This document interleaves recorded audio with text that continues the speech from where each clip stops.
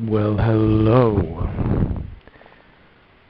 It is 3:28 a.m. in the morning, and it is the 5th of January, 2021, and I've just taken all the data off this device,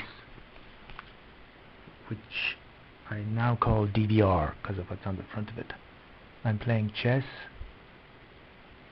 Looking at Bitcoin, it's at 32,495, up and down, very volatile.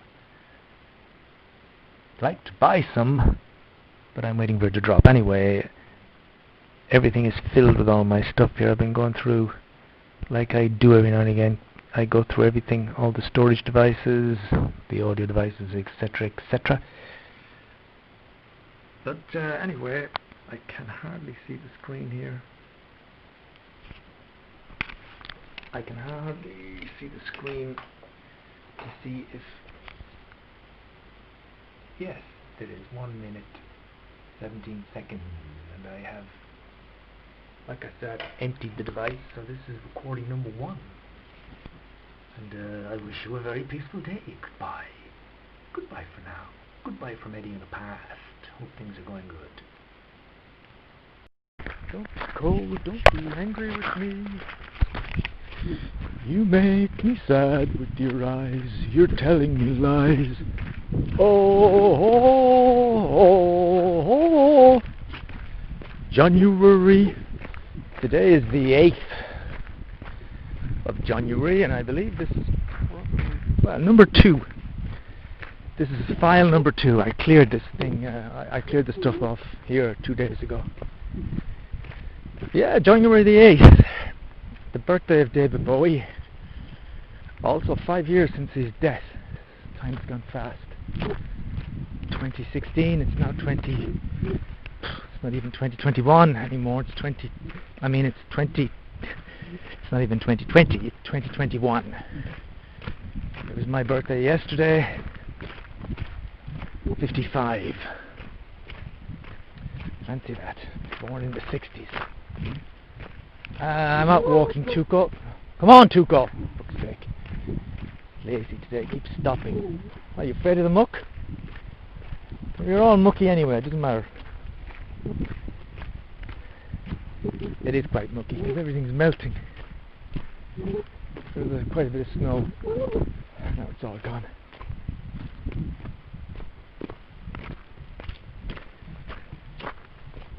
I was going to bring my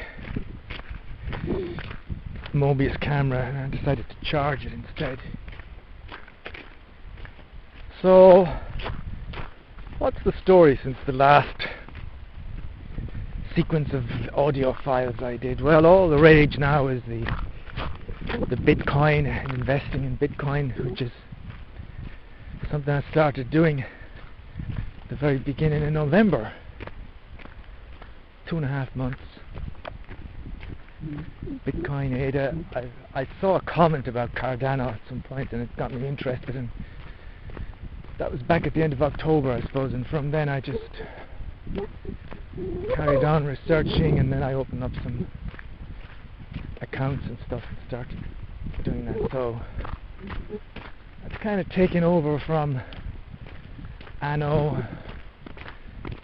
Anno took over from Transport Fever.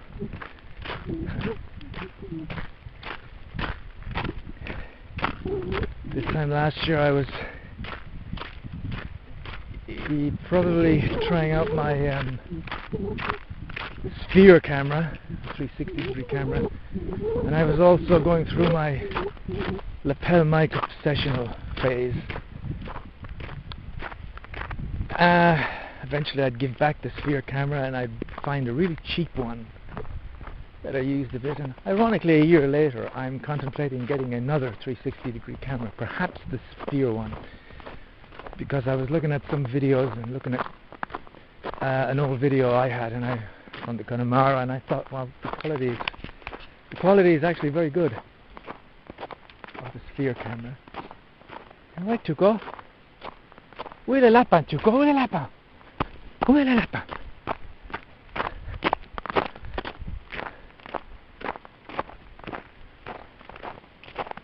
I have been living and breathing the cryptocurrencies and trading and stuff the last 2 months to a kind of dangerous obsessional level, so I think it would be nice if, let's go this way, Tuco, for my own sake, if I could at least swap one obsession for another. And so I think it would be good if I could, by the way, the noise is the snow, not really snow, it's more ice, but anyway, it would be good if I could get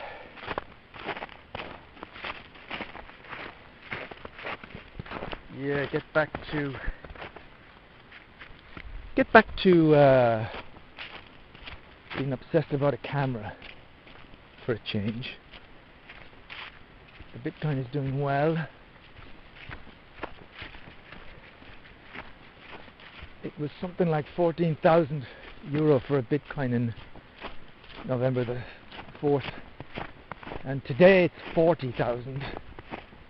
So I will forever have regrets of not being quicker to the party. If I had really gone for it, and if I had invested even 5,000, let's say, in November,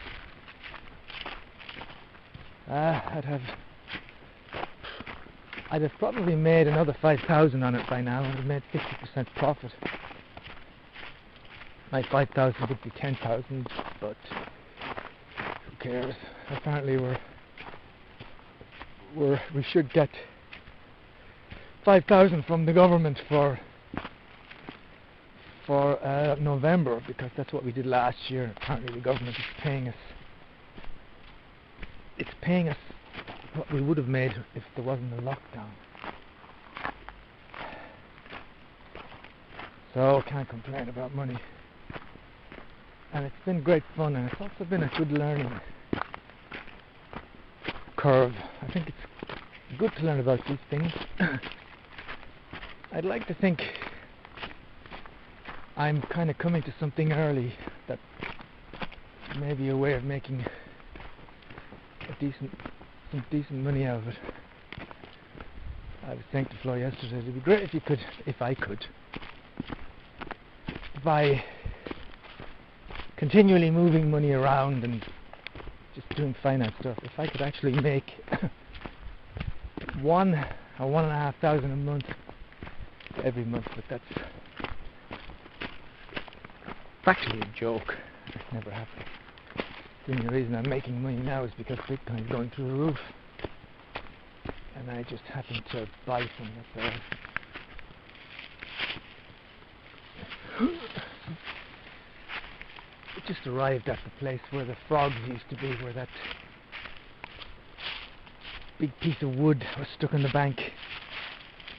It's gone now. Yeah. It's nice in the sun. I realised from listening back to several of these tapes that the noise of the walking is very annoying.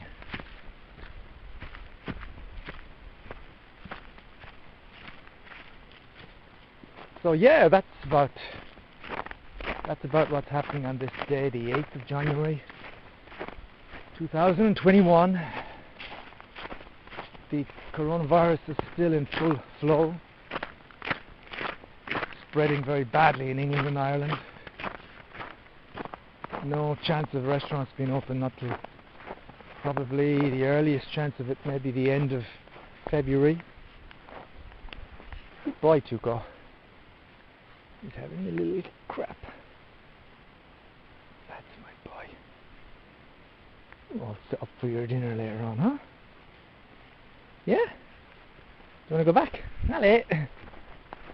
Let's go back. We've got Mark at home, close friend.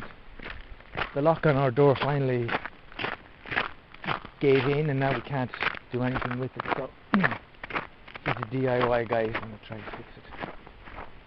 Bernard had a go yesterday, but he didn't succeed.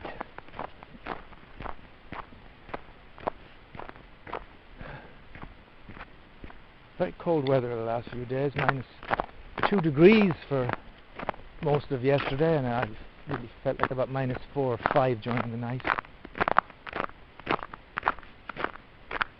I couldn't get a decent internet connection last night, so I decided to go to bed at about 12:30, 1 o'clock, with a hot water bottle underneath the covers, listening to the radio. Very nice. It's kind of, when you realise how cold it is outside, and then you get warm in the bedroom, in the bed. It always kind of activates sense memories. I'm reminded of being 7 or 8 years old back home.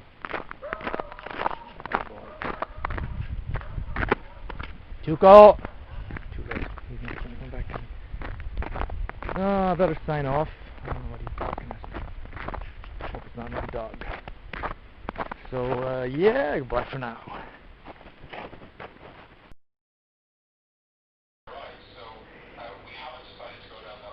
Hey, dear Clucken.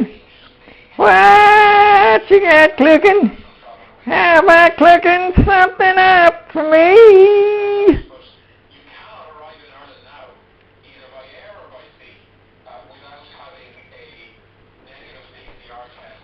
Right.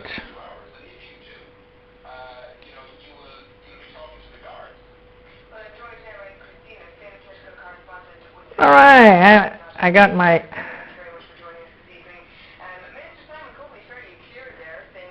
I'm listening to the radio as I'm also trying to cook.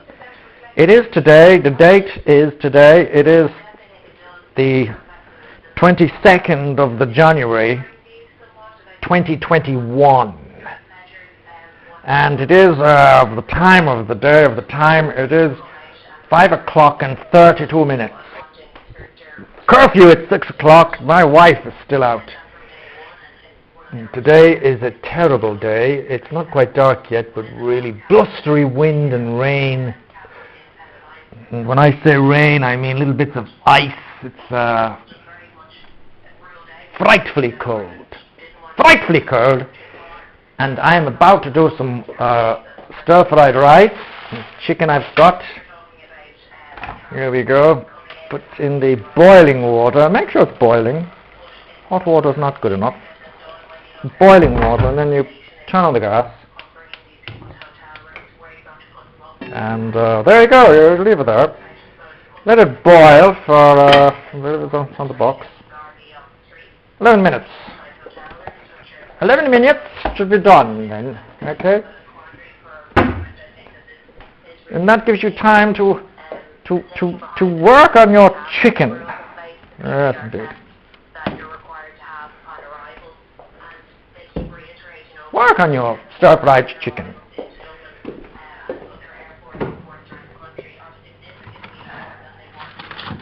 Excellent.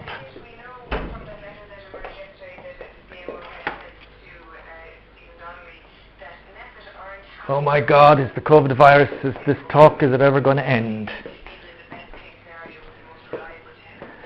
The first lockdown began the 15th of March. We're now into the end of January of the next year, and it looks like this current lockdown, which has been going on for months, been going on since October, looks like it may be with us, the lockdown till April.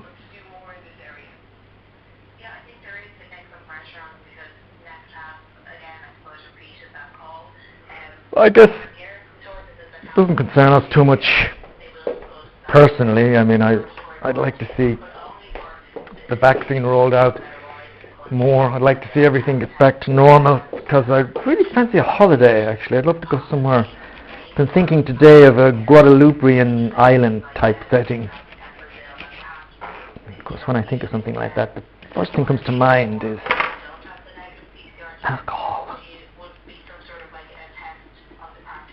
But yeah, I'd like, for Martina and my mother and everybody, I'd like things to get back to normal. I also picked a bad year, I was saying this to Flo, to get a bad year to start introducing myself to the stock market and stocks and assets and currencies. It's like a dreadful time to be trying to do anything of that nature. I have a few positions open on the trading app, And my God, it's been in the red for about 2 weeks. I'm just waiting and waiting for things to pick up.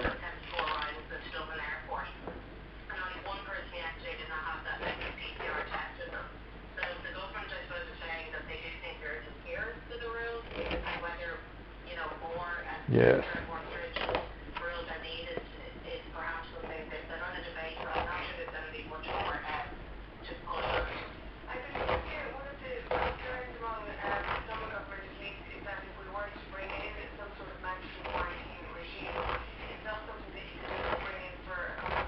I'm chopping the onions, onions.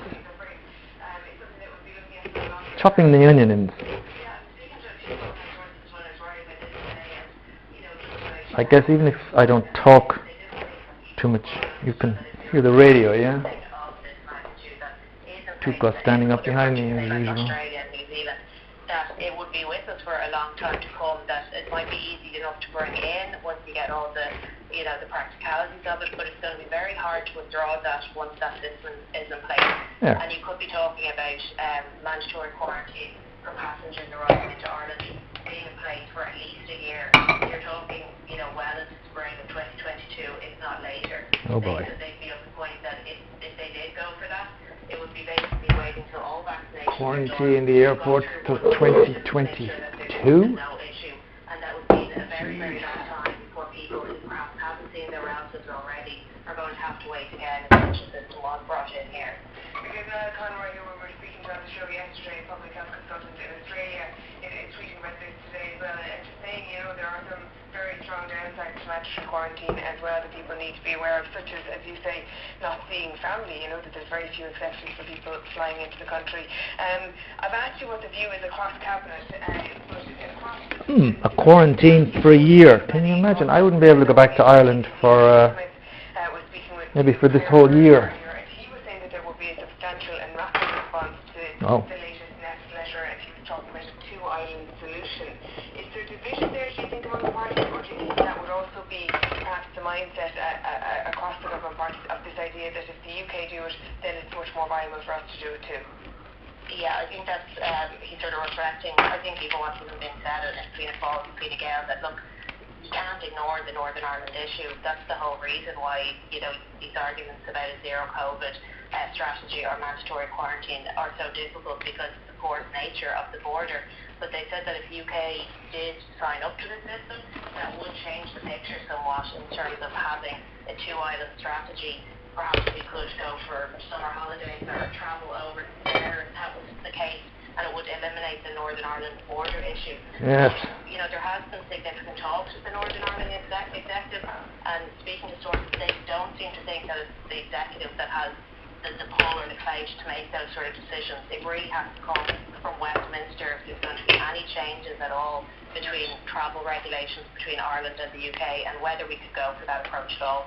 All right, Christina Finn, political correspondent with the Journal, thank you very much for joining us with that. So as Christina was saying there, it's likely to be Tuesday before Cabinet discuss this in What's detail. This news all going to seem like in the future? It's going on the record right here, right now. The interesting thing about this is we never know, or I never know, when this will be listened to.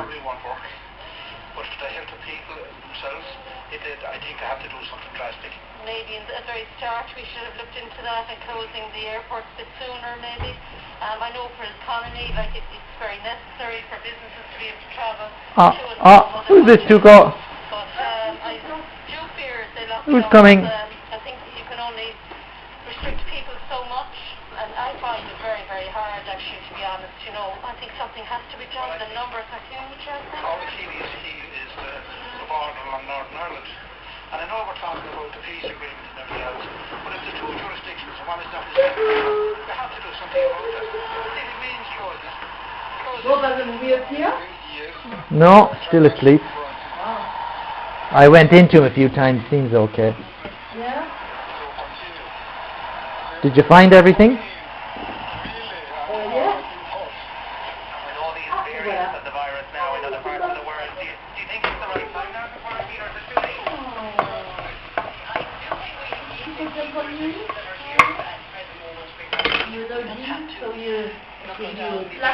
There's Bob. What about tightening up the restrictions or on our to pull around, spend some money. And hopefully it'll be a better summer for us and better times going forward. Pretty grim now. We want to get everything opened up and the world back working again. Few things aren't going to work because I think we're musicians and Sorry? we travel, I had a you big know. storm as well. Yeah, I know. I heard the wind banging again. It was all blowing this way. Because Tuco went out for a second, then he came back. 2 seconds. Ale, put your coat back on. Come, Ale. You can have sweet May cake. Did you get the mandarins? Yes, I got the mandarins. I was in the end thinking, it is biscuit, and then I got sidetracked with something else, and voila. That's for the busting. It's not them anyway. Did you put them up already? No, they're here. Yeah.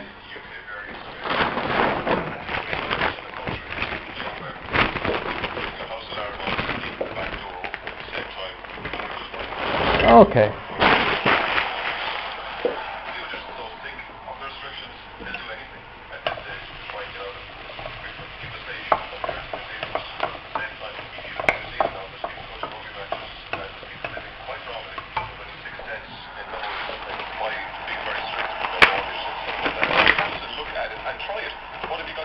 New Zealand. Coming in at the moment are not holiday makers. It's not like we're losing any more money or anything like that. If you haven't got a negative test, you should be quarantined, really. And that was the people of Limerick speaking to John Cook Limerick. earlier on. We're going to be returning to this subject just after 5 o'clock. We'll be speaking to Darren. I'm chopping the chicken. We're going to move on for the moment because three Irish men and a ringleader of a people smuggling gang have been jailed for the manslaughter of 39 migrants who suffered an excruciating death in an airtight container. People smuggling ringleaders Ronan Hughes and Jorge Nica have been jailed at the Old Bailey for 20 years and 27 years respectively. Lorry driver Morris Robinson was jailed for 13 years and 4 months, and Eamon Harrison was given 18 years in prison. Journalist Vincent McAvenny joins me now from London. Vincent, what happened in court today?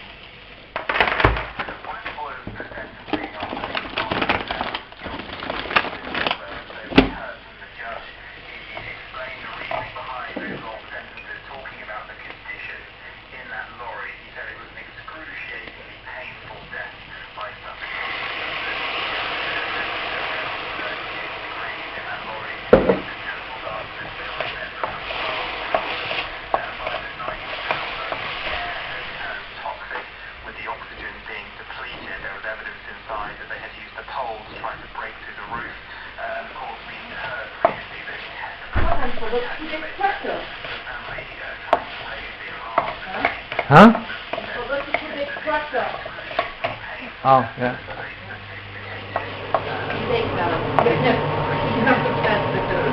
I just put it on now.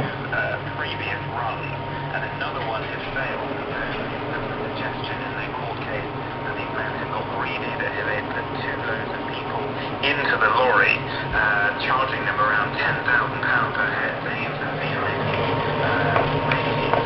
United Kingdom, and it was very agreed to the death of these 39 people. It was a case that shocked the world in the time first at the time that the case was first stated. Mr. Justice Sweeney, the interim justice case.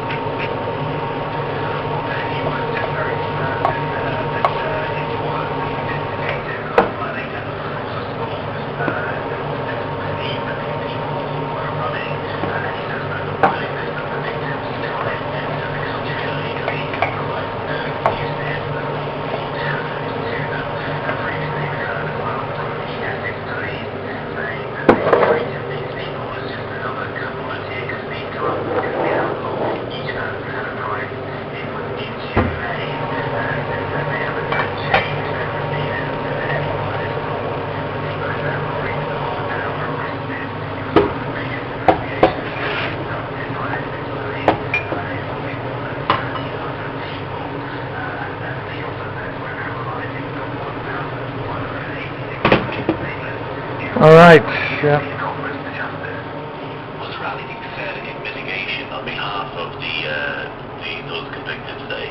13 minutes. Yeah, well, I mean, in the case of Eamon Harrison, he